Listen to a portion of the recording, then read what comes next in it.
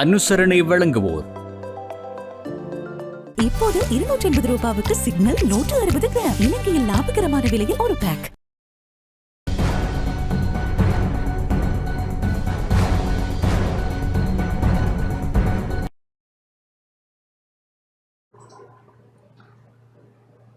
வணக்கம். நீங்கள் இணைந்திருப்பது டான் தொலைக்காட்சியின் இரவு நேர பிரதான செய்திகள். செய்தியோடு இணைந்திருக்கும் நான் காலிஸ் பீட்டர் சேவியர். முதலில் தலைப்புச் செய்திகள்.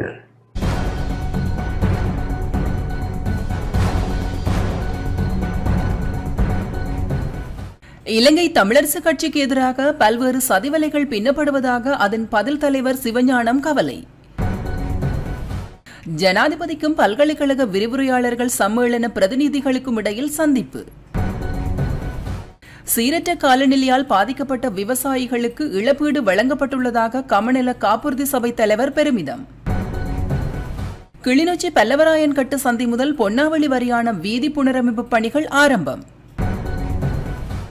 மட்டக்களப்பு மாவட்ட பிரதி போலீஸ் மா அதிபராக நுவான் மெண்டிஸ் கடமையேற்பு.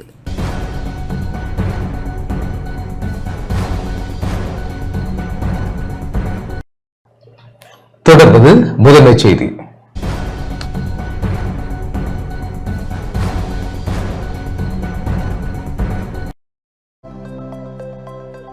அனுசரணை வழங்குவோர். சில பந்தங்கள் வாழ்நாள் முழுவதற்கும். நிப்பான் சிமெண்ட். இலங்கை தமிழரசு கட்சிக்கு எதிராக பல்வேறு சதிவலைகள் பின்னப்படுவதாக அதன் பதில் தலைவர் சி.வி.கே. சிவஞானம் தெரிவித்துள்ளார்.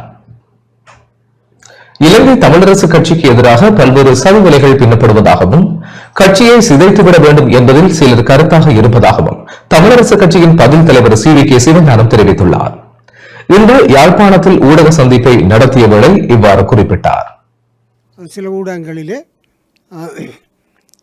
தமிழரசு கட்சி ஒரு புதிய தமிழரசு கட்சி உருவாக்கம் என்றும் அந்த இதிலே பெரிய கல்விமான்கள், இந்தியாவில் இருக்கிற தமிழ் தேசிய தீவிரவாதிகள், புலம்பெயர் தமிழர்கள் எல்லோரும் இணைந்து ஒரு புதிய தமிழரசு கட்சியை உருவாக்குவதற்காகவும் அதில் முக்கியமாக தமிழரசு கட்சியினுடைய 8 பாராளுமன்ற உறுப்பினர்களிலே இதுவரை தவிர 6 பேரும் அதுக்கு ஆதரவு என்ற வகையிலேயும் அந்த கட்சியை பிளவுபடுத்துகிற வகையில் இந்த செய்தி வெளியிடப்பட்டிருக்கு. அப்போ இது ஒரு திட்டமிட்டு இலங்கை தமிழ் மக்களிடையே இருக்கக்கூடிய ஒரே ஒரு பாரம்பரிய கட்சி, பிழைகள் இருந்தாலும் கூட தேசியத்தை வரித்து கொண்ட ஒரு கட்சியை எப்படியாவது உடைத்திட வேண்டும் என்ற ஒரு எண்ணப்பாட்டோடு செய்யப்பட்ட புனியப்பட்ட ஒரு விஷமத்தரமான ஒரு செய்தி. தமிழரசு கட்சியை பொறுத்தவரையில் அதனுடைய 75 கால வரலாற்றில் இந்த சோரம் போகாத ஒரு பாராளுமன்ற உறுப்பினர்களை கொண்ட ஒரு கட்சி, ஊழலிலே ஈடுபடாத ஒரு கட்சி. ஆனபடியால் இது எங்களோட கட்சியை பாதிக்கிறதுன்றதுக்கு மேலால் தமிழ் மக்களுக்கு இருக்கிற ஒரே ஒரு பலமான வரலாற்று ரீதியான கட்சியை உடைக்கும் முயற்சி. அது நிறைவேறாது. இந்த முயற்சியானவர்கள் நீங்கள் எல்லாரும் தெற்கத்திய நிகழ்ச்சிகளில் தான் செயல்படுகிறார்கள். உங்களுக்கு தெரியுமோ தெரியாதோ தெரியாது.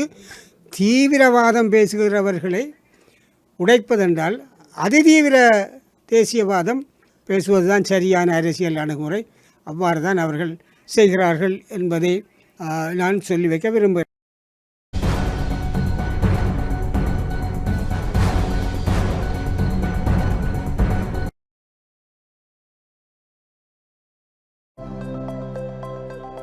அனுசரணை வழங்கியோர்.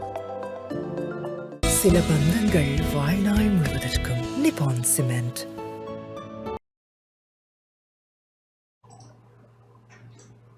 ஜனாதிபதி அனுரகுமார திசாநாயக்கவுக்கும் பல்கலைக்கழக விரிவுரையாளர்கள் சம்மேளன பிரதிநிதிகளுக்கும் இடையில் இன்று சந்திப்பு இடம்பெற்றுள்ளது. ஜனாதிபதி அனுரகுமார திசாநாயக்கவுக்கும் யாழ் பல்கலைக்கழக விரிவுரையாளர்கள் சம்மேளன பிரதிநிதிகளுக்கும் இடையில் இன்று ஜனாதிபதி செயலகத்தில் சந்திப்பு இடம்பெற்றுள்ளது. இதன்போது பல்கலைக்கழக விரிவுரையாளர்கள் தற்போது முகம் கொடுத்து வரும் பிரச்சனைகள் தொடர்பில் ஜனாதிபதிக்கு தெரியப்படுத்தப்பட்டதுடன் அதற்குரிய தீர்வுகள் தொடர்பிலும் ஆராயப்பட்டது. தற்போது இலங்கை சர்வதேச நாணய நிதியத்தின் வேலை திட்டத்திற்குள் நுழைந்திருப்பதால் அதன் பரிந்துரைகள் மற்றும் நீதிகளுக்கு அமைவாக அரசாங்கம் செயல்பட வேண்டியிருப்பதாக ஜனாதிபதி தெரிவித்தார். வரவு செலவு திட்ட கட்டுப்பாடுகளின் கீழ் முன்னுரிமைகளை அறிந்து கொண்டு 2025 வரவு செலவு திட்டம் தயாரிக்கப்பட்டிருப்பதாகவும் அதில் கல்வி மற்றும் சுகாதாரத்திற்கு முன்னுரிமை அளிக்கப்பட்டிருப்பதாகவும் குறிப்பிட்ட ஜனாதிபதி இக்கட்டான நிலைக்கு மத்தியிலும் அரசு ஊழியர்களுக்கு சம்பள அதிகரிப்பு வழங்கப்பட்டிருப்பதாக குறிப்பிட்டார். தொழில் வாண்மையாளர்களின் பிரச்சனைகள் தொடர்பில் அரசாங்கத்திற்கு புரிதல் இருப்பதாகவும் அது தொடர்பில் கவனம் செலுத்தி அனைவரதும் உரிமைகளை பாதுகாக்கவும் ஜனாதிபதி அனுரகுமார திசாநாயக்க சுட்டிக்காட்டினார். இந்த கலந்துரையாடலில் பிரதமரும் கல்வி அமைச்சருமான ஹரணி அமரசூரிய, நகர அபிவிருத்தி நிர்மாணம் மற்றும் வீடமைப்பு அமைச்சர் அனுர கருணாதிலக மற்றும் பல்கலைக்கழக விரிவுரையாளர் சம்மேளன தலைவரும் அனிருத்த கனகராத்ன உள்ளிட்ட பல்கலைக்கழக விரிவுரையாளர் சங்க பிரதிநிதிகள் பங்கேற்றனர்.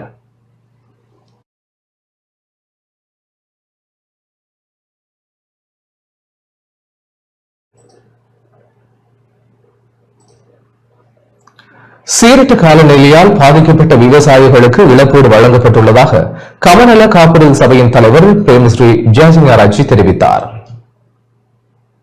சீரற்ற காலநிலையால் பாதிக்கப்பட்ட 53,511 விவசாயிகளுக்கு இழப்பீடு வழங்கப்பட்டுள்ளதாக கமநல காப்புறுதி சபையின் தலைவர் பிரேமஸ்ரீ ஜாசிங்காராஜி தெரிவித்தார். கொழும்பில் இன்று இடம்பெற்ற ஊடகவியலாளர் சந்திப்பின் போதே அவர் இதனை குறிப்பிட்டார். கொழும்பில் இன்று இடம்பெற்ற ஊடகவியலாளர் சந்திப்பின் போதே அவர் இதனை குறிப்பிட்டார். අපි දන්න පහුගිය නොවැම්බර් මාසයේ ඇතිවෙච්ච ගම් වතුර හා වැසි නිසා நாட்டில் முன்னெப்போதும் இல்லாத வகையில் மிக குறுகிய காலத்தில் விவசாயிகளுக்கு இழப்பீடு வழங்கியுள்ளோம். தேசிய மக்கள் சக்தி அரசாங்கம் அதற்காக உடனடி நடவடிக்கைகளை எடுத்தது. நாட்டின் பல்வேறு மாவட்டங்களில் கடந்த நவம்பர் மாதம் சீரற்ற காலநிலை நிலவியது. இதனால் விவசாய நிலங்கள் பாதிக்கப்பட்டன. அவ்வாறு பாதிப்புக்குள்ளான 53,511 விவசாயிகளுக்கு நாம் இழப்பீடு வழங்கியுள்ளோம்.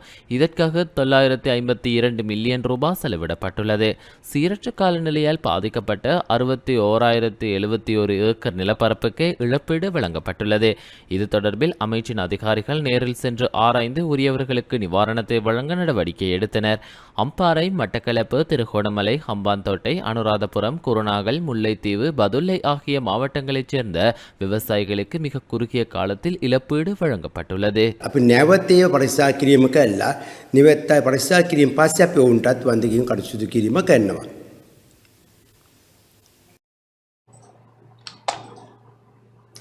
யாழில் அனைத்து உள்ளூராட்சி சபைகளிலும் தேசிய மக்கள் சக்தி ஆட்சி அமைக்கும் என அமைச்சர் இனா சந்திரசேகர் தெரிவித்துள்ளார்.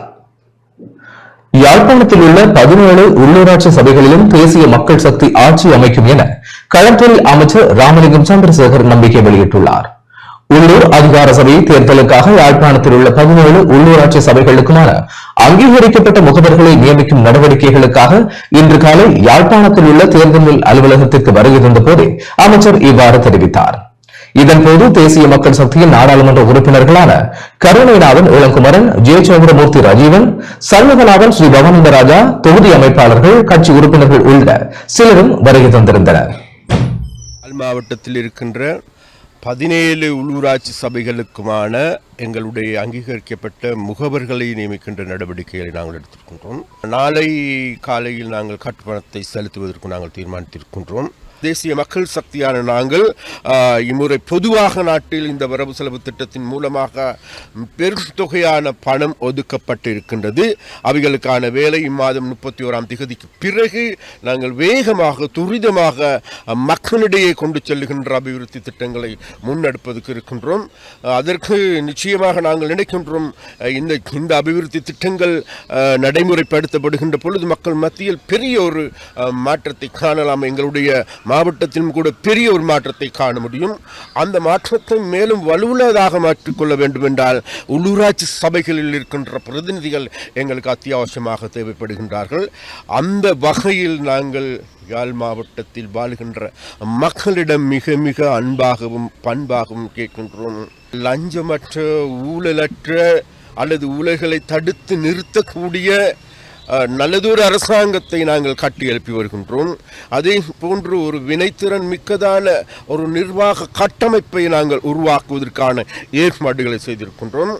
அந்த வகையில் யாழ்ப்பாணம் என்பது சகல விதத்திலும் அரசியல் துறையா அல்லது அரசாங்க துறைகளா அல்லது ஏனைய துறைகளா எல்லாமே சிதைந்து சீரழிக்கப்பட்டிருக்கின்ற ஒரு நிலைமையை காணக்கூடியதாக இருக்கின்றது. இங்கு இருக்கின்ற அரசாங்கத்தில் இருக்கின்ற முக்கியஸ்தர்கள் முக்கிய அதிகாரிகள் எடுத்துக்கொண்டாலும் கூட அவர்களும் ஒரு துஷ்பிரயோகம் செய்கின்ற நபர்களாகவே இருக்கின்றார்கள். அதனால் இவைகளை வரிசைப்படுத்த வேண்டியிருக்கின்றது, சீர்படுத்த வேண்டியிருக்கின்றது. அந்த சீர்படுத்துகின்ற வேலைக்கும் மக்களுடைய ஆதரவு தான் எங்களுக்கு தேவையாக இருக்கின்றது. எங்களுடைய 17 உள்ளூராட்சி சபைகளுக்குமான நல்ல தலைவர்களை நாங்கள் தெரிவு செய்திருக்கின்றோம். இங்கு இருக்கின்ற நல்ல புத்திஜீவிகளை நாங்கள் தெரிவு செஞ்சிருக்கின்றோம். படித்த இளைஞர் யுவதிகளை நாங்கள் தெரிவு செஞ்சிருக்கின்றோம். அதனால் மக்கள் விரும்புகின்ற யாழ் மாவட்ட மக்கள் விரும்புகின்ற நபர்கள் இன்றைக்கு எங்களுடைய பட்டியலில் உள்ளடக்கப் போகின்றார்கள். அதனால் அவர்களை ஆதரித்து வெற்றி பெற செய்யுமாறு மிக மிக அன்பாக மக்களிடம் நாங்கள் கேட்டு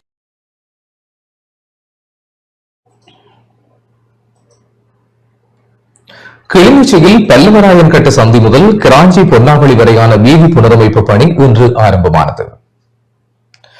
கிளிநொச்சி பூநகரி பிரதேச செயலக பிரிவுக்குட்பட்ட பல்லவராயன் கட்டு சந்தையில் இருந்து கிராஞ்சி பொன்னாவளி வரையான வீதி புனரமைப்பு பணி இன்று ஆரம்பமானது.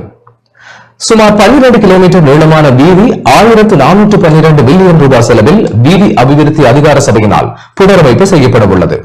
இதன் ஆரம்ப நிகழ்வு இன்று காலை 10 மணி அளவில் இடம்பெற்றது. இதில் கடல் தொழில் அமைச்சர் ராமலிங்கம் சந்திரசேகர், வடக்கு மாகாண ஆளுநர் நாகலிங்கம் வேதநாயகன், வீதி அபிவிருத்தி அதிகார சபை தலைவர் டி பாஸ்கரன் உள்ளிட்ட பலர் பங்கேற்றனர். மட்டக்களப்பு மாவட்ட பிரதி போலீஸ் மா அதிபராக நுவான் மெண்டிஸ் கடமைகளை பொறுப்பேற்றார். மட்டக்களப்பு மாவட்ட பிரதி போலீஸ் மா அதிபராக நுவான் மெண்டிஸ் இன்று தமது கடமைகளை பொறுப்பேற்றுக் கொண்டார். மாவட்ட பிரதி போலீஸ் மா அதிபரின் கடமை ஏற்பு நிகழ்வை முன்னிட்டு போலீஸ் மா அதிபரை வரவேற்கும் முகமாக மட்டக்களப்பு மாவட்டத்திற்கு பொறுப்பான சிரேஷ்ட போலீஸ் அத்தியட்சகர்கள், உதவி போலீஸ் அத்தியட்சகர்கள் மற்றும் போலீஸ் நிலையங்களின் பொறுப்பதிகாரிகளும் நிகழ்வில் கலந்து கொண்டனர். மட்டக்களப்பு மாவட்ட பிரதி போலீஸ் மா அதிபருக்கு வரவேற்பு அணிவகுப்பு மரியாதையும் வழங்கப்பட்டது. சர்வமத வழிபாட்டுடன் சுப வேளையில் தமது கடமைகளை அவர் பொறுப்பேற்றுக் கொண்டார்.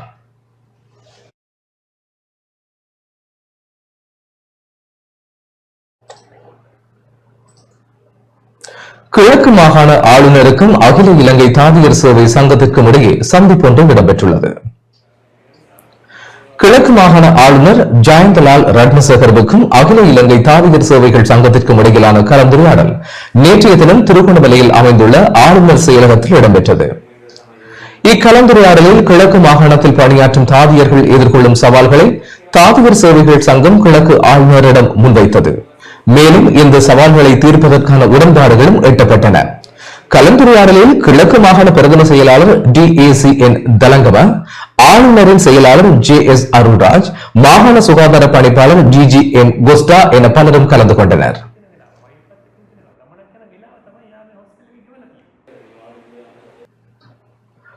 ஓவியர் ஆனா மார்க்குவின் காண்பிய காட்சி இன்று மன்னாரில் ஆரம்பமானது.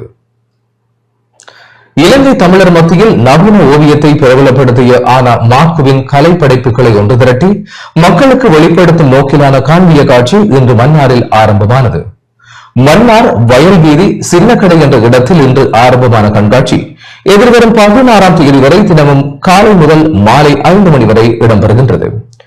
ஓவியர் மார்க்குவின் மாணவர்கள் மற்றும் குடும்பத்தினர் இணைந்து குறித்த காண்பிய காட்சியை ஏற்பாடு செய்துள்ள நிலையில் மார்க்குவினால் உருவாக்கப்பட்ட 100க்கும் அதிகமான கலை படைப்புகள் மக்கள் பார்வைக்கு காட்சிப்படுத்தப்பட்டன. 1933ஆம் ஆண்டு யாழ்ப்பாணம் குருநகரில் பிறந்த ஆனா மார்க்கு புனித பத்திரிசியார் கல்லூரியில் கல்வி பெற்றார். சிறு வயதிலேயே ஓவியம் வரைவதிலும் சிற்பங்கள் செய்வதிலும் விருப்பம் கொண்டிருந்தார். தனது ஆரம்ப ஓவிய பயிற்சியை ஓவியர் S. பெனடிக்ட் என்பவரிடம் பெற்றுக் கொண்டார். 1953இல் கொழும்பு நுண்கலை கல்லூரியில் இணைந்து 5 வருடங்கள் பயின்று பட்டம் பெற்றார். 1958 முதல் 1967 வரை யாழ்ப்பாணத்தில் ஓவியர் MS கந்தையாவினால் உருவாக்கப்பட்ட விடுமுறை கால ஓவியக் கழகத்தில் இணைந்து எளியவர்களுக்கு ஓவிய பயிற்சியை வழங்கினார். ஆரம்பத்தில் பருத்தித்துறை ஹார்ட்லி கல்லூரியிலும் பின்னர் கொக்குவில் இந்து கல்லூரியிலும் ஓவிய ஆசிரியராக பணியாற்றினார். 1960களின் இறுதியில் இயங்காது போன விடுமுறை ஓவியக் கழகத்தை 1980களின் மத்தியில் வீட்டில் உருவாக்கி இருந்த ஓவியக் கூடத்தில் ஆரம்பித்து இடம்பெயர்ந்து வன்னியிலும் மன்னாரிலும் வாழ்ந்த காலங்களிலும் ஆசானாக பணிபுரிந்தார். அதன் பின்னர் 1998 குடும்பத்தினருடன் மன்னாருக்கு இடம்பெயர்ந்தார். உடல்நல குறைபாடு ஏற்பட்டதனால் கை கால்களில் செயலிழப்பு ஏற்பட்டிருந்தது. கைகளுக்கு கொடுக்கப்பட்ட உடற்பயிற்சிகள் மூலம் மீண்டும் கைகள் பலம் பெற மீண்டும் ஓவியங்கள் படைக்க தொடங்கினார். போர் இடம்பெற்றதால் தொடர்புகளற்ற நிலையில் யாழ்ப்பாணத்தில் தனது வீட்டில் இருந்த ஓவியங்கள் அனைத்தும் போரால் அழிந்திருக்கும் என்ற நினைப்பில் பழைய ஆக்கங்கள் பலவற்றை மீளவும் உருவாக்கினார். இறுதி வரை எப்போதும் போல் பத்திரிகை தாள்கள், சஞ்சிகைகள், மட்டைகள் என்பவற்றில் எண்ணெய், சுண்ணம், கத்தரி துண்டு, பேணிகள் என கிடைப்பவற்றை கொண்டு ஓவியங்களை படைத்துள்ளார்.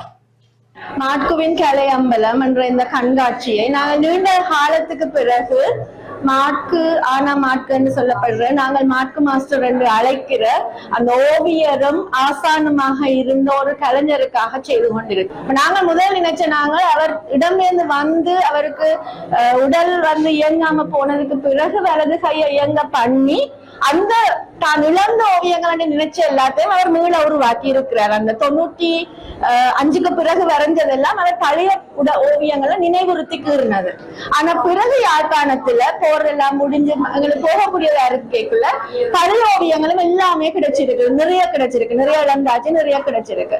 அப்ப எல்லாத்துலயும் இருந்து வேற வேற காலப்பகுதிக்குரிய மிகச்சில ஓவியங்களை மட்டும் தெரிவு செய்து இந்த மன்னார்ல அவருடைய குடும்பம் வாழ்ந்து அவர் இறுதியாக நீங்கின அவருடைய சமாதி இருக்கிற இந்த ஊர்ல நாங்கள் இன்றைக்கு காட்சிப்படுத்தி இருக்கிறோம்.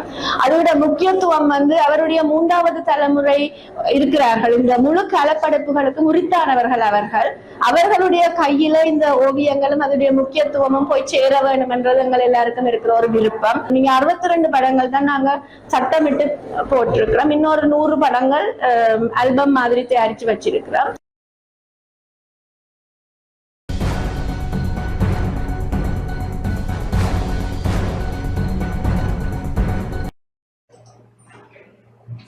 அம்பாறை ஆலியடி வேம்பு கவடாப்பட்டி கிராமத்திற்கு 20 வருடங்களின் பின்னர் குடிநீர் இணைப்பு வழங்க நடவடிக்கை எடுக்கப்பட்டுள்ளது.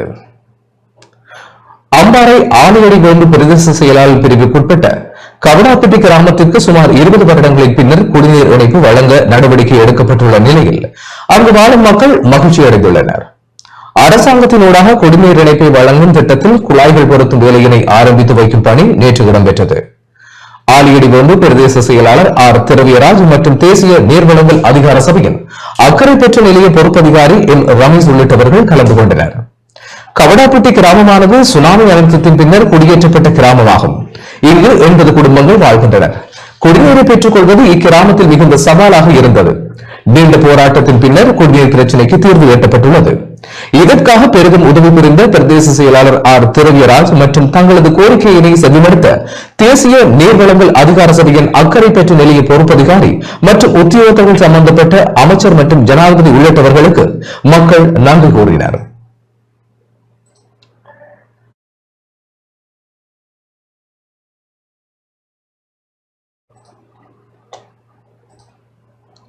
முல்லைத்தீவு அச்சலங்குளம் பகுதியில் கசிப்பு உற்பத்தியில் ஈடுபட்ட 2 கைது செய்யப்பட்டுள்ளனர்.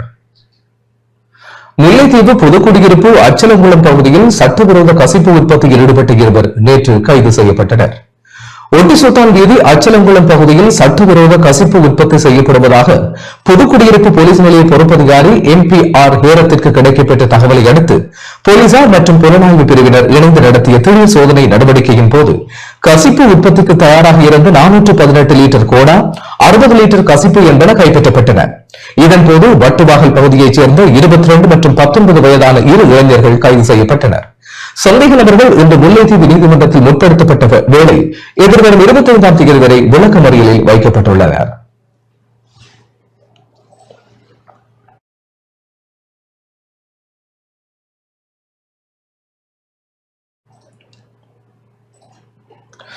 மாத்தறை மாவட்டத்தில் வெள்ளத்தை கட்டுப்படுத்த துரித நடவடிக்கைகள் அவசியம் என ஜனாதிபதியின் செயலாளர் தெரிவித்துள்ளார். எதிர்வரும் காலங்களில் மாத்தறையில் ஏற்படக்கூடிய வெள்ளத்தை கட்டுப்படுத்துவதற்காக மேற்கொள்ளக்கூடிய அனைத்து நடவடிக்கைகளையும் மேற்கொள்ளுமாறு ஜனாதிபதியின் செயலாளர் கலாநிதி தம்திக சனத் குமாநாயக்க விவசாய கால்நடை வளங்கள் காணி நீர்ப்பாசன அமைச்சு மற்றும் நகர அபிவிருத்தி நிர்மாண வீடமைப்பு அமைச்சின் அதிகாரிகளுக்கு பணிப்புரை வழங்கினார். இந்த பிரச்சனைகளுடன் தொடர்புடைய அனைத்து அமைச்சுகள் மற்றும் நிறுவனங்களின் அதிகாரிகளுடன் ஜனாதிபதி அலுவலகத்தில் நேற்று நடைபெற்ற சந்திப்பின் போது ஜனாதிபதியின் செயலாளர் இதனை தெரிவித்தார்.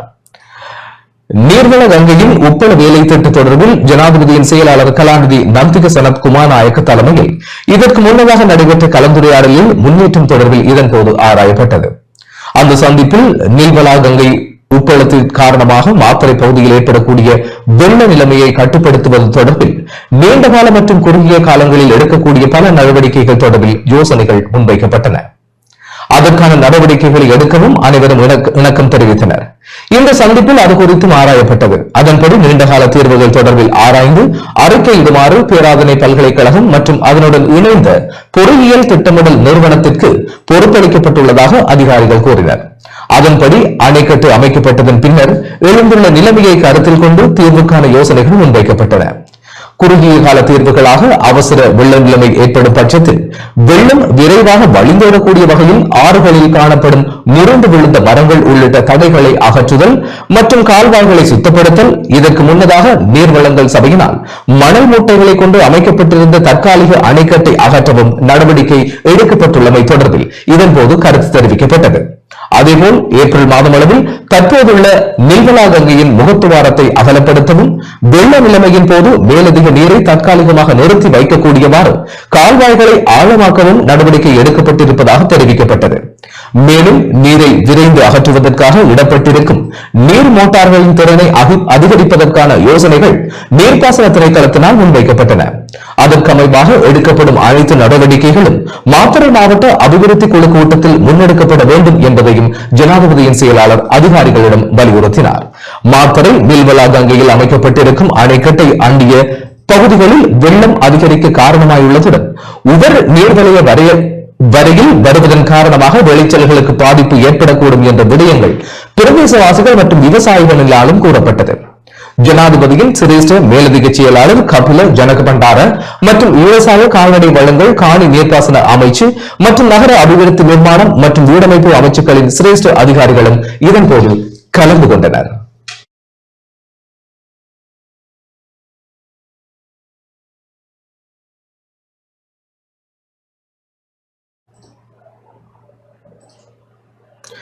கடந்த காலத்தில் கொண்டுவரப்பட்ட கடற்தொழில் தொடர்பான புதிய சட்டமூல வரைவையை தற்போதைய அரசாங்கம் கொண்டுவர முனைவதாக வடக்கு மாகாண கடற்தொழிலாளர் இணைய பிரதிநிதி நாவண்ணா வர்ணகுலசிங்கம் தெரிவித்துள்ளார். கடந்த காலத்தில் கொண்டுவரப்பட்ட கடற்தொழில் தொடர்பான புதிய சட்டமூல வரைவையை தற்போதைய அரசாங்கம் கொண்டுவர முனைவதாகவும் அதனை விடுத்து 1996 ஆண்டு கொண்டுவரப்பட்ட கடற்தொழில் சட்டம் நடைமுறைப்படுத்தப்பட வேண்டும் எனவும் வடக்கு மாகாண கடற்தொழிலாளர் இணைய பிரதிநிதி நாவண்ணா வர்ணகுலசிங்கம் தெரிவித்துள்ளார். இன்று யாழ்ப்பாணம் வடமராட்சி ஊடக இல்லத்தில் நடத்திய ஊடகவியலாளர் சந்திப்பில் இவ்வாறு குறிப்பிட்டார். ஒரு புதிய கடற்தொழில் சட்டம் ஒன்றை கொண்டிருக்கிறேன். இது ஏற்கனவே இதுக்கு முதல் இருந்த அரசாங்கத்தால் இந்த புதிய சட்டம் கொண்டுவரப்பட்டு சில அமைப்புகள் சில கட்சி தங்கள் சம்பந்தப்பட்ட ஆக்களை கூட்டி கொண்டு போய் ஒரு ஹோட்டலில் வச்சு அந்த புத்தகத்தை அந்த ஜாப்பு புத்தகத்தை பார்க்க சொல்லி கொடுத்து அதில் நடுப்பகுதியில் ஒரு இடமும் அச்சு பதிவும் இல்லை. அதில் என்ன நடைமுறை ஒன்றுமே இல்லை. வெள்ளை பேப்பராக கிடக்கு நடுப்பகுதியில். முன்னுக்கும் பின்னுக்கும் கொஞ்சம் கொஞ்சத்தை போட்டுட்டு அதாவது மக்களை ஏற்றுக்கொள்ள சொல்லி முதலில் இருந்த அரசாங்கம் அதை வற்புறுத்தினது. ஆனால் அதை ஒரு சிலரால் ஏற்கப்பட்டது. ஆனால் இலங்கையில் உள்ள கடற்தொழில் மக்கள் அனைவரும் அதை நிராகரித்தது. இது அப்படி எதுவும் இல்லை. ஆனால் முதல் இருந்த அரசாங்கம் சட்டத்தை கொண்டு வரைய நிராகரிக்கப்பட்ட இலங்கையிலேயே கடற்தொழிலாளர்கள் எல்லாராலையும் நிராகரிக்கப்பட்டது. இன்றைக்கு திரும்பியும் அதை தூசு தட்டி எடுத்திருக்கிறார் இப்போ கடற்தொழில் அமைச்சர். கடற்தொழில் அமைச்சர் என்று சொன்னால் 100% தான் கடற்தொழிலை பற்றித்தான் கைக்கணும், கடற்தொழிலை பற்றித்தான் அனுபவம். இன்றைக்கு ஒவ்வொரு சங்கங்களை புனரமைச்சு சமாசங்களை புனரமைச்சு சம்மேளனங்களை புனரமைக்கணும். கற்பழிப்பு, போதை, கஞ்சா, ஐஸ் என்று சொல்லி அரசாங்கத்துக்குள்ளே இருக்கிறவனே அதை செய்கிறான். பார்லிமெண்ட்டில் இருக்கிறார்கள் செய்கிறாங்க, அமைச்சர்மார் செய்கிறாங்க. இன்றைக்கு எல்லாத்தையும் தூண்டி விட்டு பாலியல் வல்வேன் கூட இன்றைக்கு அவன் கஞ்சாவை குடிச்சிட்டு போதையில் 8 வயசு 4 வயசு 5 வயசு பிள்ளையை கற்பழிக்கிறான். அதை கடற்தொழில் அமைச்சர் அதை பெருசாக சொல்லி கொண்டிருக்கிறார். இது யாழ் மாவட்டத்தில் இல்லை, இலங்கையில் எல்லா இடத்துலையும் தான் நடக்குது. இதுக்கு அரசாங்கம் தான் துணை, அரசாங்கம் தான் தூண்டுகோலாக இருக்குது. இன்றைக்கு புதுசாக உருவாக்கப்பட்ட சட்டம் எந்த சங்கங்களுக்கு கொடுக்கப்பட்டிருக்கு? உண்மையின்படி இந்த சட்டம் வந்து கடத்தொழில் நீதியல் துறையால் உருவாக்கப்பட்டிருக்கு. இந்த சட்டம் உங்களுக்கு சரியோ பிழையோ? அப்போ தயவு செய்து நாங்கள் இந்த புதிய சட்டத்தை கடத்தொழில் மக்கள் வட மாகாணத்தில் இருக்கிற கடத்தொழில் மக்கள் முற்று முழுதாக நாங்கள் அதை வெறுக்கிறோம், நிராகரிக்கிறோம். இந்த சட்டம் எங்களுக்கு தேவையில்லை. நாங்கள் சொன்னாங்கள் கடத்தொழில் நீதியல் 96ஆம் ஆண்டு 2ஆம் இலக்க சட்டத்தை நடைமுறைப்படுத்த சொல்லி எங்களுக்கு தேவை அதுதான். ஐநாவும் வெளிநாடுகளும் IMF-ம் இணைந்து புதிய கடற்தொழில் சட்டமூலம் ஒன்றினை தயாரித்து அதனை அதிகாரிகளுடன் இணைந்து நடைமுறைப்படுத்துவதற்கு முயல்வதாகவும் அதில் மீனவர்களுக்கு துளியளவு நம்பிக்கை இல்லை எனவும் வடக்கு மாகாண கடல் தொழிலாளர் இணையத்தின் ஊடக பேச்சாளர் அன்னலிங்கம் அன்னராசா தெரிவித்துள்ளார்.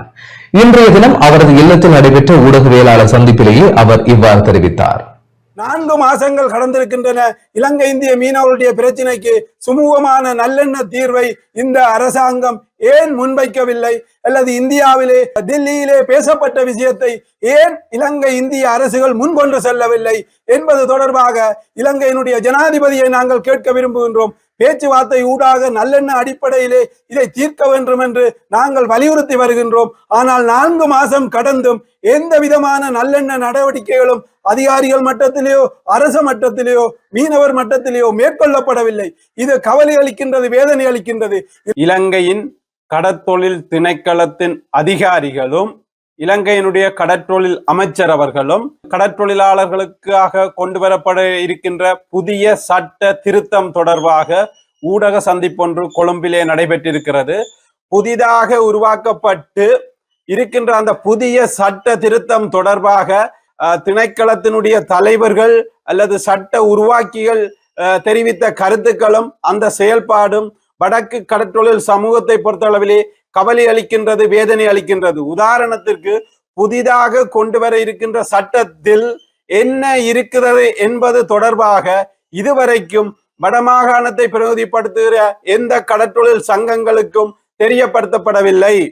இந்த சட்டம் மீனவர்களுக்காக கொண்டு வரப்படுகிறதா அல்லது IMF உள்பட வெளிநாடுகளினுடைய விருப்பத்திற்கு கொண்டு வரப்படுகிற சட்டமா என்ற கேள்வி எங்களுக்கு எழுகிறது. 2009க்கு பிறகு எங்களுடைய கடல் வளங்களும் கடல் சூழலும் திட்டமிட்டு இதே அதிகாரிகளால் அழிக்கப்பட்டு கொண்டிருக்கிறது. ஒரு சமூகம் பாதிக்கப்பட்டு கொண்டிருக்கிறது. ஆனால் நீங்கள் மௌனம் காத்துவிட்டு வந்து கூறுகிறீர்கள் இந்த சட்டத்தால நன்மை இருக்கு, மீனவர்களை பாதுகாக்கின்றோம் அல்லது மீனவர்களுக்கு இதால நன்மை இருக்கு என்று சில கருத்துக்களை தெரிவிக்கிறார்கள். அந்த கருத்துக்கும் எங்களுக்கு முரண்பாடில்லை. பல வெளிநாடுகளின் விருப்பத்துக்கு சட்டத்தை தயாரித்து விட்டு இலங்கையிலே இருக்கின்ற ஒட்டுமொத்த சிறு கடற்தொழிலாளர்களையும் கருவறுப்பதற்கு இந்த அதிகாரிகளும் துணிந்து விட்டார்கள். ஜனாதிபதி அவர்களே, பிரதமர் அவர்களே, நீங்கள் இந்த சட்ட திருத்தம் தொடர்பாக மக்களுக்கு தெளிவுபடுத்துங்கள். கீழ்மட்ட மக்களின் விருப்பத்தின் அடிப்படையிலே எங்களுடைய இறமையிலும் உரிமையிலும் நீங்கள் IMF-க்கு அடிபணிந்து கை வைப்பதை ஒரு காலமும் தேசிய ரீதியிலே இந்த சிறு கடற்தொழிலாளர்கள் ஏற்றுக்கொள்ள மாட்டார்கள் என்ற ஒரு செய்தியும், இதே அரசாங்கம் வடமாகாணத்திலே இருக்கின்ற 99% சிறு கடற்தொழிலாளர்களின் உரிமை மீதும் சிறு கடற்தொழிலாளர் மீதும் என்ன கரிசனையை காட்டுகின்றது என்பதை வெளிப்படுத்த வேண்டும். தேசிய மக்கள் சக்தி மீனவருக்கு அளித்த வாக்குறுதிகளில் இருந்து தடம் மாறி செல்கின்றது என்ற கருத்தையும் மிக கவலையோடு வேதனையோடு நாங்கள் தெரிவிக்கின்றோம். எங்களுடைய இறமையை எங்களுடைய உரிமையை அளிப்பதற்கு ஐநாவும் துணை போகக்கூடாது என்ற தயவான கோரிக்கையை ஐநா வதிவிட பிரதிநிதிக்கும் நாங்கள் தெரிவித்துக் கொள்கின்றோம். கிளிநொச்சி சேவை சந்தை வியாபாரிகளை அமைச்சர் ராமலிங்கம் சந்திரசேகர் சந்தித்துள்ளார். கிளிநொச்சியில் போராட்டத்தில் ஈடுபட்டு வரும் சேவை சந்தை வியாபாரிகளை அமைச்சர் ராமலிங்கம் சந்திரசேகர் சந்தித்துள்ளார். 3வது நாளாக பல்வேறு கோரிக்கைகளை முன்வைத்து தொடர் போராட்டத்தில் ஈடுபட்டு வரும் சேவை சந்தை வியாபாரிகளை சந்தித்த அமைச்சர் வியாபாரிகளின் கோரிக்கைகள் தொடர்பில் ஆளுநர் உள்ளிட்ட அதிகாரிகளிடம் பேசப்படும் என உறுதியளித்தார்.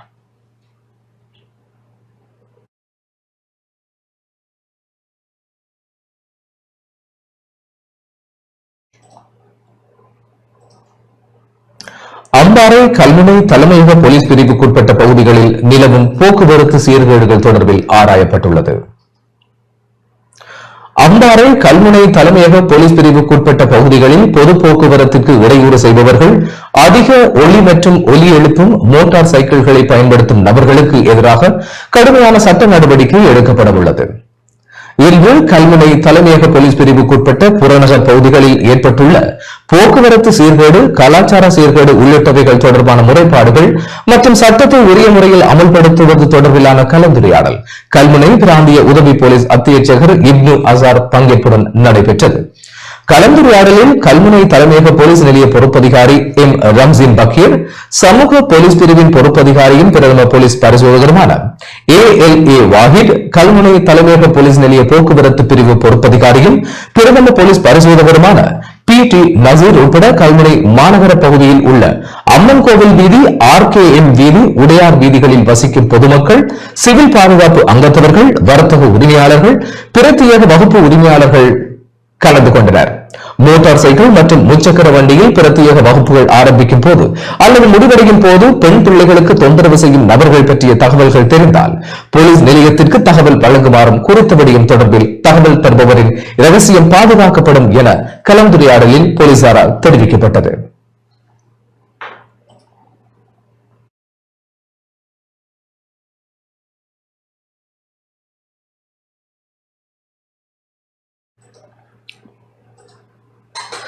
திக்கல்பட்டிய பிரதேசத்தில் காட்டு யானை தாக்கி நபர் ஒருவர் உயிரிழந்துள்ளார்.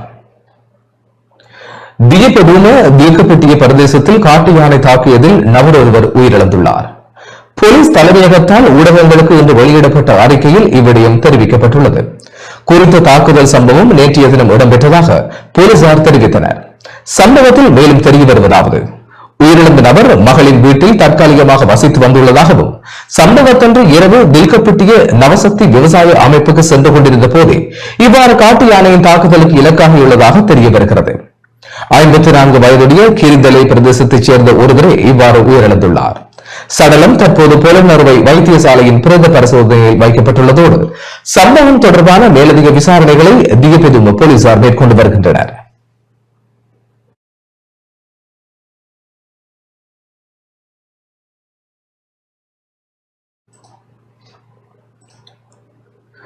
வடக்கு மாகாண இப்தார் நிகழ்வு மன்னாரில் இடம்பெற்றது. வடக்கு மாகாண கல்வி பண்பாட்டு அலுவல்கள், விளையாட்டுத்துறை மற்றும் இளைஞர் விவகார அமைச்சின் பண்பாட்டு அலுவல்கள் அழகு ஏற்பாடு செய்த வடக்கு மாகாண இப்தார் நிகழ்வு நேற்று மாலை மன்னார் எருக்கனப்பட்டி மகளிர் கல்லூரியில் இடம்பெற்றது. சர்வமத தலைவர்களின் பங்கு பெற்றதுடன் இடம்பெற்ற குறித்த நிகழ்வில் பிரதம விருந்தினராக வடக்கு மாகாண ஆளுநர் நாவண்ணா வீரநாயகன் பங்கேற்றதுடன் சிறப்பு விருந்தினர்களாக வடக்கு மாகாண பிரதம செயலாளர் ஈனா இளங்கோவன் மற்றும் மன்னார் மாவட்ட செயலாளர் கானா கனகேஸ்வரன் ஆகியோர் கலந்து கொண்டனர். மேலும் வடக்கு மாகாண கல்வி பணிப்பாளர், மன்னார் மடுவலய கல்வி பணிப்பாளர்கள் மற்றும் மன்னார் பிரதேச செயலாளர் ஆகியோரும் இப்தார் நிகழ்வில் கலந்து கொண்டனர். வடக்கு மாகாண பண்பாட்டு அலுவல்கள் அலகின் பிரதி பணிப்பாளர் லாகினி விருவராஜின் திட்டமிடல் மேற்பார்வையில் மன்னார் எருக்கலம்பட்டி மகளிர் கல்லூரி சமூகத்தினர் நிகழ்வுக்கான ஒழுங்கமைப்புகளை மேற்கொண்டனர்.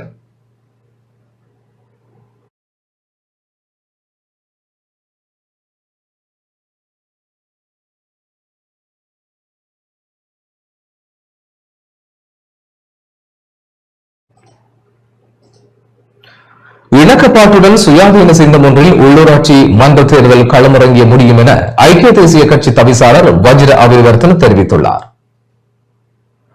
ஐக்கிய தேசிய கட்சி மற்றும் ஐக்கிய மக்கள் சக்திகளுக்கு இடையிலான இணக்கப்பாடுகள் சுயாதீன சின்னம் ஒன்றில் உள்ளூராட்சி மன்ற தேர்தலில் களமிறங்க முடியும். அந்த தீர்மானத்தை எட்டுவதற்கு 15ஆம் தேதி வரை எந்தவித தடையும் இல்லை. அவ்வாறு இல்லையெனில் யானை சின்னத்தில் தனித்து களமிறங்குவோம் என ஐக்கிய தேசிய கட்சி தவிசாளர் வஜ்ர அபிவர்த்தன தெரிவித்துள்ளார். கட்சி தலைமையகமான ஸ்ரீகோட்டாவில் தொகுதி அமைப்பாளர்களுக்கான நியமனம் வழங்கும் நிகழ்வில் கலந்து கொண்டு உரையாற்றிய போதே அவர் இதனை தெரிவித்தார்.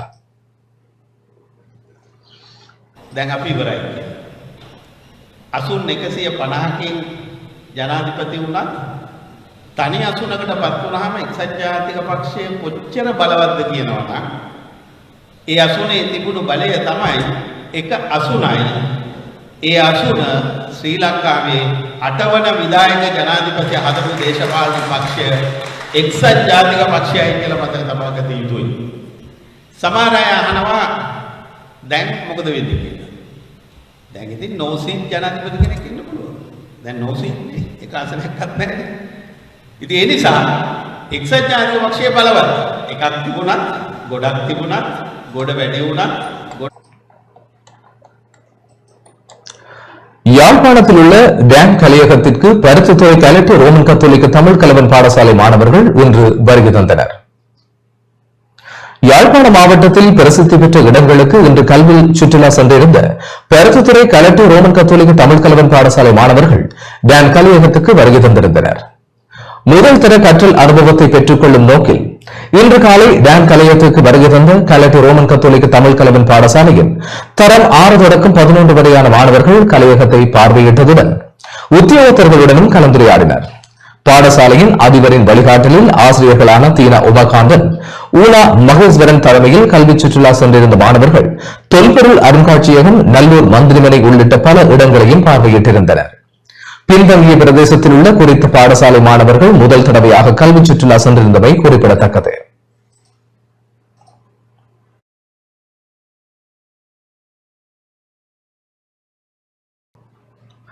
தொடர்வது விளையாட்டுச் செய்திகள்.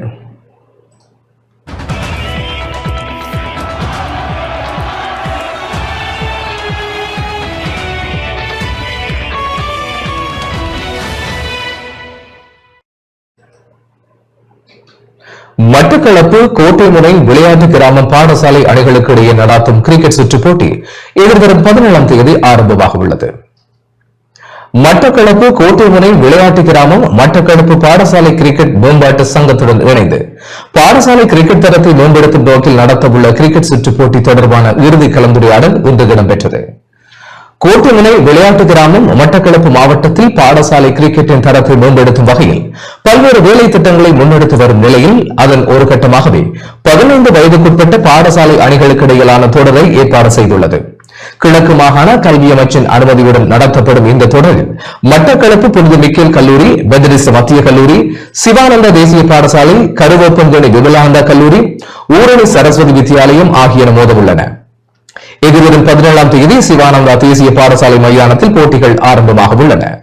போட்டியின் இறுதிச் சுற்றுகள் கோட்டைமுனை விளையாட்டு கிராமத்தில் புற்றரை மைதானத்தில் இடம்பெறவுள்ளன.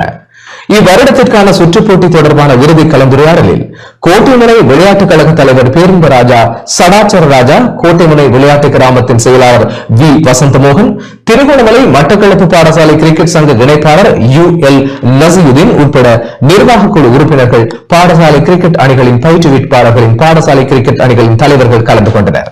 கோட்டைமுனை விளையாட்டு கிராமம் பாடசாலை கிரிக்கெட்டை மேம்படுத்த எடுத்து வரும் முயற்சிகளுக்கு சமூக மட்டத்திலும் அதீத வரவேற்பை சந்தித்துள்ளமை குறிப்பிடத்தக்கது. நாங்கள் போன இறுதி போட்டியிலையும் தோல்வி அடைந்த இந்த தடவை சிறந்த வீரர்கள் கொண்டு வெற்றி அடைகிறதுக்கு முயற்சி செய்கிறோம். விசேடமாக கோட்டமுனை ஸ்போர்ட்ஸ் வில்லேஜுக்கும் நன்றியை தெரிவித்துக் கொள்கிறேன். நான் இந்த கோட்டமுனை ஸ்போர்ட்ஸ் வில்லேஜுக்கு முதல்ல நன்றி கொள்கிறேன். ஏண்டா எங்களுக்கு இப்படி ஒரு மேடையை அமைத்து தந்ததுக்கு. அதுவும் இல்லாமல் இதிலிருந்து எங்களோட மாணவர்கள் மாகாண அணிக்கு தெரிவு செய்கிறதுக்கு இது ஒரு நல்ல ஒரு வாய்ப்பாக இருக்கு. இந்த முறை குறைந்தது 2 மாணவர்களாவது தேசிய பட்டியலில் இடம்பெறுறதுக்கு வழிவகுக்கும் என்று இந்த சுற்று போட்டியை நான் சொல்கிறேன்.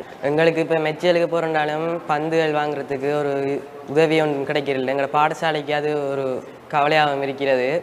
அந்த பாடசாலையால் அந்த உதவியை செய்கிறதுக்கும் இயலாமை இருக்கிறது. எங்களுக்கு இப்போ மெச்சலுக்கு போகிறனாலும் இந்த பணத்தை இது செய்கிறது கொஞ்சம் கஷ்டமாக இருக்குது. இப்போ இந்த கோட்டமுனை கிளப்புக்கு கொஞ்சம் நன்றி சொல்லி கொண்டு இருக்கிறேன். நாங்கள் இதில் திறமையான மாணவர்கள் அதிகம் காணப்படுறாங்க. அவங்களுக்கு அவங்களோட திறமையை வெளிப்படுத்துறதுக்கு வேறு மேடையும் கிடைக்கல. இந்த மேடை அமைத்து தந்த எங்களோட இந்த கோட்டமுனை கிளப்புக்கு நன்றி தெரிவித்துக் கொண்டு இந்த சுற்றுப்போட்டியால் நம்மளோட மாவட்ட கிரிக்கெட் அடுத்த கட்டத்துக்கு போகிறதுக்கு ஒரு அடியாக இருக்கும். அதோட இந்த சுற்றுப்போட்டியில் கலந்து கொள்ளும் ஏனைய அணிகளுக்கு வாழ்த்து தெரிவித்து விடைபெறுகிறேன். என் பெயர் நதுசன், விவேகானந்தா காலேஜ். இந்த 15 வயசுக்குள்ளே நான் கேப்டன். கோட்டமுனை விளையாட்டு கழகம் நடத்த இந்த பங்கு போட்டியை சந்தோஷமாக. இந்த சுற்றுப்போட்டியை நாங்கள் ஒழுங்கு செய்ததன் நோக்கம் என்னவென்று பார்த்தால், இந்த பாடசாலையில் கிரிக்கெட்டினை விளையாடுகின்ற மாணவர்களின் அணி திறமைகளையும் அவர்களது சொந்த திறமைகளையும் வளர்ப்பதே இதன் நோக்கமாகும். எங்களது கடந்த வருட இந்த சுற்றுப்போட்டியை விளையாடி முடித்ததும் பாடசாலை கிரிக்கெட் சங்கத்தினால் நடத்தப்படுகின்ற மாகாண மட்ட போட்டிகளுக்கு இவர்கள் சென்றிருந்தார்கள். அங்கு சென்ற போது ஆடுகளங்கள் டர்ஃப் மைதானத்தில் ஆட வேண்டிய நிர்பந்தம் ஏற்பட்டது அவர்களுக்கு. அது அவர்கள் முன்பே அறிந்திருக்கவில்லை என்றும் கூறியிருந்தார்கள். இருந்தும் இங்கு அவர்கள் கிடைத்த அனுபவம், சென்ற வருடத்தில் இந்த சுற்றுப்போட்டி ஊடாக அவர்கள் இங்கு விளையாடியதின் அனுபவம் அவர்களுக்கு கை கொடுத்தது என்று தான் கூற வேண்டும். ஒரு மேல் மாகாணங்களில் நீங்கள் பாடசாலைகளை உற்று நோக்கும் போது அங்குள்ள பாடசாலை கிரிக்கெட்டினை விளையாடுகின்ற அணிகளும் அவர்களது திறமைகளும் அவர்களது ஒழுக்கங்களும் அவர்கள் எவ்வாறு நடந்து கொள்கின்றார்கள், அவர்கள் எப்படி உருவாக்கப்படுகின்றார்கள் என்பதனை நாம் தெரிந்திருக்கின்றோம். அந்த அளவுக்கு எங்களது மட்டக்களப்பு மாவட்ட பாடசாலைகளும் ஈடு கொடுக்க வேண்டும் என்ற ஒரு நோக்கத்திலேயே நாங்கள் இதனை ஆரம்பித்திருக்கின்றோம். அது நிச்சயமாக வெற்றி அடையும் என்ற நம்பிக்கை எங்களுக்கு இருக்கின்றது.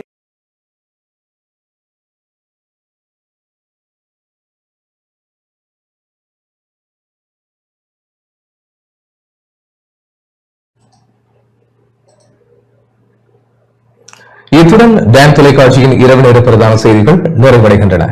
தொடர்ந்தும் செய்திகளோடு இணைந்து கொள்ள டான் நியூஸ் தொலைக்காட்சியோடு இணைந்திருங்கள். வணக்கம்.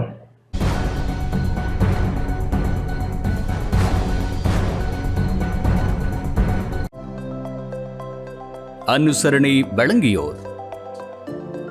இப்போது 280 ரூபாவுக்கு சிக்னல் 160 கிராம். இலங்கையில் லாபகரமான விலையில் ஒரு பேக்.